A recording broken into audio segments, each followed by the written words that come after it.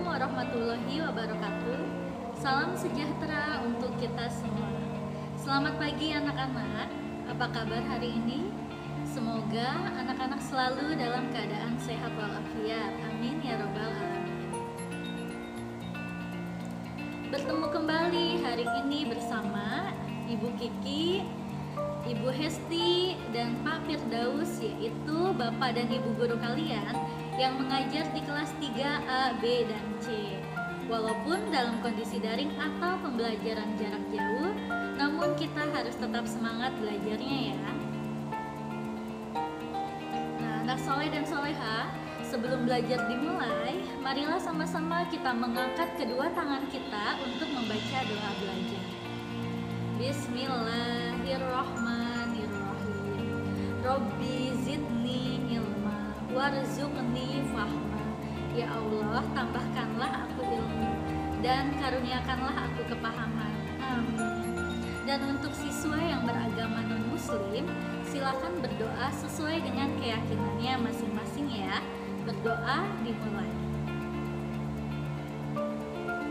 Berdoa selesai. Materi kelas 3 hari ini yaitu tema 7 tentang perkembangan teknologi, subtema 3 tentang perkembangan teknologi komunikasi, pembelajaran ke-6. Anak soleh dan soleha, marilah kita belajar hari ini dengan penuh semangat ya. Kemudian adapun tujuan pembelajarannya yaitu 1. Siswa dapat memperoleh informasi mengenai alat komunikasi masa kini dengan tepat. Kemudian nomor 2, siswa dapat mengidentifikasi dampak positif dan negatif dari keragaman karakteristik individu.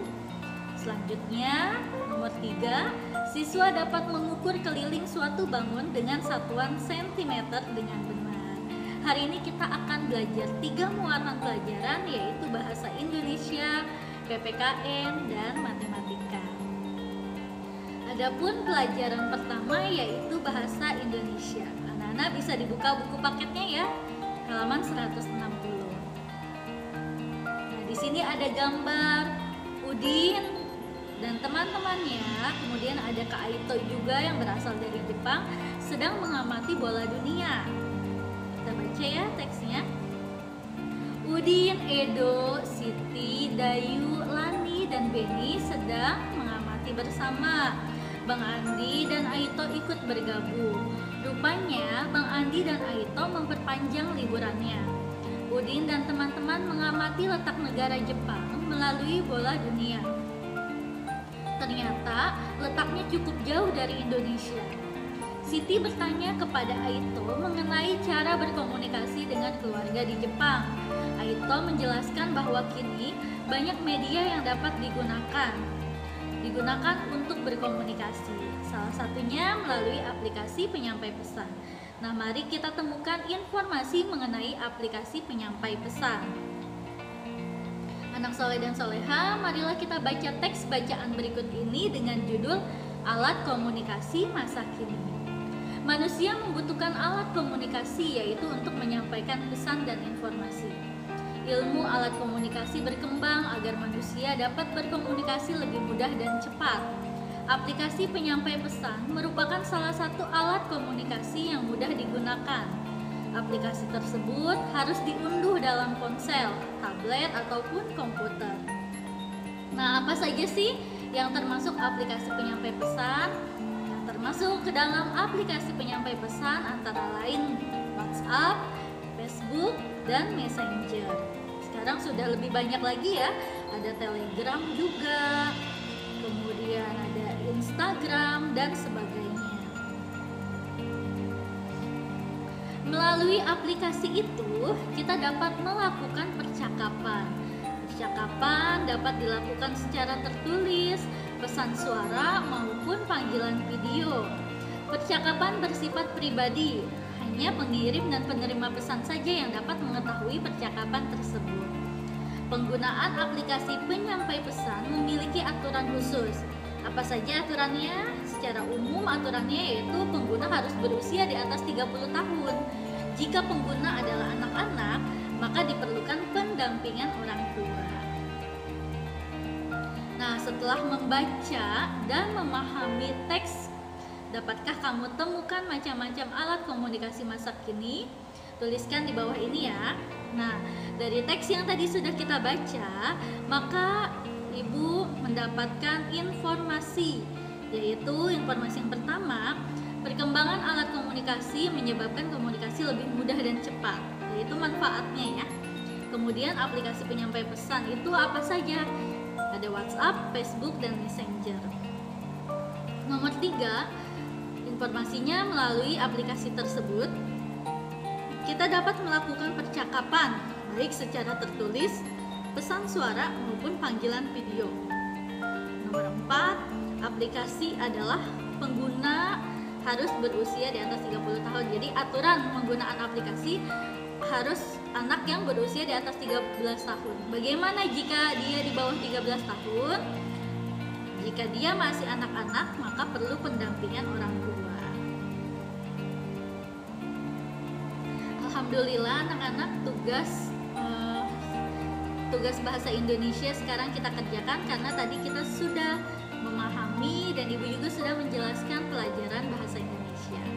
Nah, sekarang isilah titik-titik di bawah ini berdasarkan teks alat komunikasi masa kini. Nomor 1, manusia membutuhkan alat komunikasi untuk titik-titik-titik. Nomor 2, manfaat dari berkembangnya alat komunikasi adalah titik-titik-titik. Nomor 3, yang termasuk ke dalam aplikasi penyampaian pesan antara lain titik-titik-titik. Selanjutnya pelajaran kedua PPKN bisa dilihat di buku paketnya mulai dari halaman 163 ya.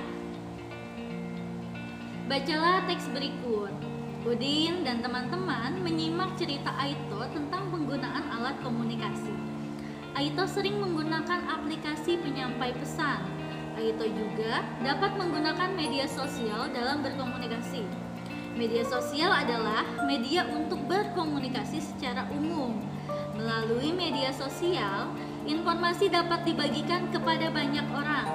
Siapapun bisa memberikan komentar dan pendapatnya. Sekarang kita baca teks berikut ini ya. Pendapat setiap orang itu tidak selalu sama ya anak soleh dan soleha. Setiap orang itu memiliki pendapat yang berbeda. Ada kalanya kita menghadapi perbedaan pendapat. Jika kita tidak dapat menerima perbedaan, maka akan terjadi pertengkaran. Pertengkaran akan memicu perpecahan ya, permusuhan. Hal tersebut harus kita hindari. Maka dari itu kita harus menerima perbedaan, karena dengan menerima perbedaan kita akan memperkaya wawasan dan pengetahuan kita ya. Jadi kita harus apa anak soleh dan soleha? Kita harus menghindari pertengkaran, kita harus menghindari perpecahan, kita harus memahami perbedaan, karena dengan memahami perbedaan kita akan memperkaya wawasan kita dan pengetahuan kita. Nah, sekarang kita diskusikan hal yang akan terjadi akibat adanya keberagaman sikap terhadap perkembangan teknologi. Akibat dari adanya keberagaman sikap pada setiap orang terhadap perkembangan teknologi tertulis sebagai berikut. Nah, di sini ada 10 ya, akibat positif dan akibat negatif. Jadi Ibu bacakan dulu semua akibatnya, nanti akan kita kelompokkan mana akibat positifnya dan mana akibat negatifnya dari keberagaman. Nah, yang pertama menerima perbedaan, kedua menimbulkan perdebatan, ketiga memecah antar suku, keempat memperkaya wawasan, kelima saling menghormati, keenam memicu pertengkaran, ketujuh berbeda pendapat, kedelapan belajar memaafkan, kesembilan berbagi informasi, kesepuluh tidak mau bersatu. Sekarang kita tuliskan kembali anak soleh dan soleha ya, akibat positif dan akibat negatif dari keberagaman. Adapun akibat yang positifnya, pertama kita menerima perbedaan, kedua kita harus belajar memaafkan, ketiga kita dapat berbagi informasi, keempat memperkaya wawasan, dan kelima saling menghormati. Adapun akibat yang tidak baik atau akibat negatif dari keberagaman adalah dapat memicu pertengkaran, dapat berbeda pendapat, dapat menimbulkan perdebatan, dapat memecah antar suku dan tidak mau bersatu ya. Jadi yang harus kita lakukan adalah kita harus menghindari akibat negatif dan kita harus menerima akibat yang positifnya. Nah, anak soleh dan soleha, sekarang kita kerjakan tugas keduanya ya, PPKN. Isilah titik-titik di bawah ini dengan benar. Nomor 1, jika kita tidak dapat menerima pendapat, maka yang terjadi adalah titik-titik-titik. Nomor 2, menerima perbedaan akan memperkaya titik-titik-titik. Nomor 3, akibat yang positif dari adanya keberagaman sikap adalah titik-titik-titik. Nomor 4, akibat yang negatif dari adanya keberagaman sikap adalah titik-titik-titik. Itu semua sudah Ibu bahas ya. Selanjutnya kita beralih ke pelajaran ketiga, yaitu matematika. Ayo mengamati, Bang Andi dan Aito sangat senang berjalan-jalan bersama Beni dan teman-temannya. Beni dan teman-teman juga senang karena memperoleh ilmu yang banyak dari Bang Andi dan Bang Aito. Bang Andi dan Aito kuliah di bidang teknologi informasi dan komunikasi. Bang Andi menunjukkan berbagai alat yang dapat digunakan untuk berkomunikasi. Peralatan tersebut dinamakan gawai. Pada umumnya, gawai berbentuk persegi. Di sekeliling layarnya selalu ada bingkai. Bingkai tersebut sama seperti keliling pada suatu bangun datar. Nah, sekarang kita dapat mengukur keliling suatu bangun datar. Salah satu alat ukur yang dapat digunakan adalah salah satu alat yang menggunakan satuan panjang. Nah, di sini ada contoh keliling dari bangun datar. Nah, di sini ada sisi-sisinya itu sebanyak 3 cm, 3 cm, 3 cm, dan 3 cm. Maka cara menghitungnya adalah 3 ditambah 3 ditambah 3 ditambah 3 sama dengan 12. Jadi keliling dari bangun di atas adalah 12 cm.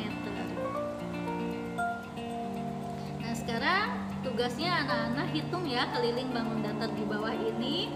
Nah, keliling di sini ada berapa? Maka jawabannya adalah titik-titik centimeter. Nomor 9 juga titik-titik centimeter, dan selanjutnya juga titik-titik centimeter. Sebelumnya juga Ibu sudah jelaskan di video sebelumnya ya, cara menghitung keliling bangun datar. Baiklah anak-anakku semua, alhamdulillah materi pembelajaran ke-6 hari ini telah selesai. Dengan mengucapkan kata alhamdulillahirrabbilalamin, selesai sudah materi hari ini, subtema 3 tentang perkembangan teknologi komunikasi. Mudah-mudahan ilmu yang didapat hari ini bisa bermanfaat dan dapat diamalkan ya, amin ya rabbal alamin. Terima kasih atas perhatiannya, sampai jumpa lagi di pembelajaran selanjutnya. Wassalamualaikum warahmatullahi wabarakatuh. Salam sejahtera untuk kita semua.